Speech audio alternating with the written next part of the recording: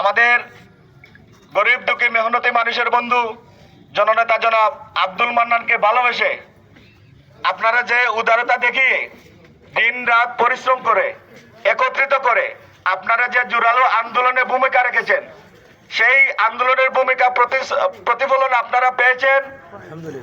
আপনারা এখন পর্যন্ত আমাদের এই আসনের এমপি প্রার্থীভুক্ত রয়েছেন। আলহামদুলিল্লাহ।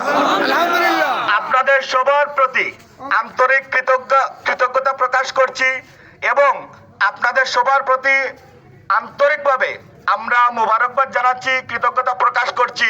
কারণ আজকে যদি আপনাদের জোরালো ভূমিকা না থাকতো আমরা কখনো সফল হতাম না। আমাদের এই আসনের আমাদের একটা আশা আকাঙ্ক্ষা জাগ্রত করেছিলেন আমাদের আব্দুল মান্নান সাহেব। সেই আব্দুল মান্নান সাহেবকে যেভাবে হোক, আমাদের একটাই কথা ছিল, যেভাবে হোক উনি নির্বাচন করবেন। বিগত 54 বাংলাদেশ স্বাধীনতার পরে আমাদের এই মৌলভীবাজারে এম সাইফুর রহমান ব্যতীত আর কোনো আমরা এইরকম সৎ যোগ্য ব্যক্তি পাই নাই। এর জন্য আমরা জানি, আপনাদের মনের অবস্থা জানি, মনের অবস্থাটুকু বিশ্লেষণ করেই আমরা ভোরবেলা এসেছি আপনাদের সহযোগিতা চাওয়ার জন্য।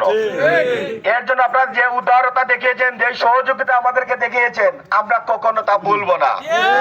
আমরা যদি আল্লাহর হুকুম হয়, আমরা প্রার্থিতা পূর্ণাঙ্গ পাই, আমরা যদি সংসদ সদস্য হই, তারপরেও আপনাদের ঋণ কখনো শোধ হবে না। প্রিয় ভাইয়েরা, আমরা একটা চ্যালেঞ্জিং নির্বাচনে যেতে যাচ্ছি। সেই চ্যালেঞ্জ হচ্ছে আব্দুল মান্নান সাহেব থাকবেন ঘরে, আমরা থাকবো মাঠে। কারণ কেন্দ্র থেকে আমরা স্পষ্ট বলে দিছি, আব্দুল মান্নান সাহেবকে আমরা বের করব না। মাঠে ময়দানে কাজ আমরা করব। কারণ আমরা একজন আব্দুল মান্নান। আপনারা দোয়া করবেন আমাদের জন্য। ইনশাআল্লাহ আমাদের যতক্ষণ শ্বাস নিঃশ্বাস রয়েছে ততক্ষণ পর্যন্ত আমরা লড়াই করে যাব ইনশাআল্লাহ। প্রিয় ভাইরা, আমরা আরেকটি কথা বলে আজকে আমাদের এই কার্যক্রম এখানে সমাপ্ত করব যে আপনারা জানেন আমরা এখনো প্রার্থিতা বৈধ রয়েছি। আমরা উদ্ধ করি নাই এবং আমাদেরকে উদ্ধ করার মতন কোনো সুযোগ হয় নাই। এখন আমরা আগামী কালকের ভেতর আমরা পূর্ণাঙ্গ পাবো আমাদের মার্কাটা কি হবে। সেখানেই হবে আমাদের পূর্ণাঙ্গ যুদ্ধ, সেখানেই হবে আমাদের পূর্ণাঙ্গ বাক বিতনটা, সেখানেই নির্ধারণ হবে এই আসন কার পাল্লায় বাড়ি হবে ইনশাআল্লাহ। পরবর্তী যে কোনো আমরা কর্মসূচি দিতে প্রস্তুত। আপনারা রাজি আছেন তো ইনশাআল্লাহ?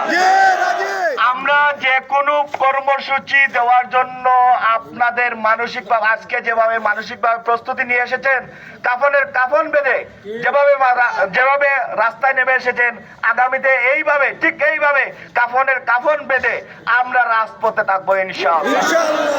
আমরা আগামী কর্মসূচি তারিখ নির্ধারণ হওয়ার আগ পর্যন্ত আমরা সবাই শান্তশিষ্ট থাকবো ইনশাআল্লাহ। এই আসনের মানুষ, এই মৌলভীবাজার 3 আসনের মানুষ শান্ত শিষ্ট ভদ্র। আমরা কোনো উশৃঙ্খলে বিশ্বাসী নই। আমরা কোনো মারামারি হানাহানি কাটাকাটি জ্বালা উপরে রাজনীতিতে বিশ্বাসী নই। আমরার কথা ছিল একটাই, ন্যায়পরায়ণ ব্যক্তিত্ব, গরিব দুঃখী মেহনতি মানুষের বন্ধু আমাদের আব্দুল মান্নান সাহেব থাকবেন। আমাদের মূল লক্ষ্য ও উদ্দেশ্য। আল্লাহ তাআলা আমাদেরকে আশা পূরণ করেছেন। আমরা এখনো 50% আশা পূরণ করছেন, বাকি 50% রয়ে গেছে। কি বলেন আপনারা? আপনারা মানসিক প্রস্তুতি নিয়ে রাখবেন। আমি মোহাম্মদ আলমগীর হোসেন, যুব বিভাগ, মৌলভীবাজার পৌরসভা সিনিয়র সহসভাপতি। আমাদের জন্য সবাই দোয়া করবেন। আপনাদের পাশে আমরা মৌলভীবাজারবাসী রয়েছি, সব সময় থাকবো ইনশাআল্লাহ। যে কোনো ডাকে একটি ডাক দিবেন, আমরা সাথে সাথে চলে আসবো। যেখানে ডাকবেন, জনে বলে জঙ্গলে, যেখানে ডাকবেন আমরা চলে আসবো ইনশাআল্লাহ। সবার সুস্বাস্থ্য কামনা করে, সবার দীর্ঘায়ু কামনা করে আজকের মতো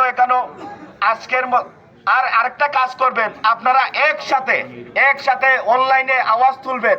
আমাদের আব্দুল মান্নান কোনোভাবে যেন দল থেকে বহিষ্কার না হয়। একই সাথে আওয়াজ দিবেন। আমরা এখনো ষড়যন্ত্রের মধ্যে রয়েছি, এখনো কিন্তু ষড়যন্ত্রের মধ্যে রয়েছি।